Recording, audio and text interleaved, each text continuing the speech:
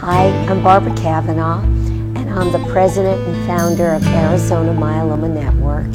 And I'm here today for our third annual Living with Myeloma Conference. And we're here at Scottsdale Conference Center. And this has been an absolutely wonderful day with people coming from all parts of Arizona, getting together and working together to try and help other people with myeloma and other cancers.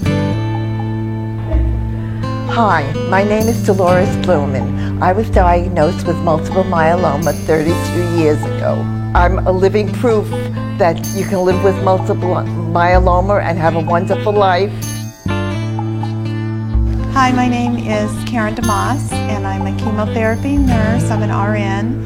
I always mention to the myeloma patients that I take care of, I always tell them about Arizona Myeloma Network. And I just want them to know that there are support systems here through the Arizona Myeloma Network. There are resources available, and that there's lots of research going on to help them with their disease.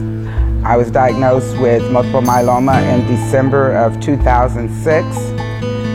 My husband has been my wonderful ally and caregiver. This has just been an awesome experience for me today, and I've gained a lot of knowledge. Sharing, I think, is the most important thing. You ask, how can we help others who are going through the same thing? As caregivers, we can help them by sharing information about where they can go to get help, because a lot of people don't have the same help as others have.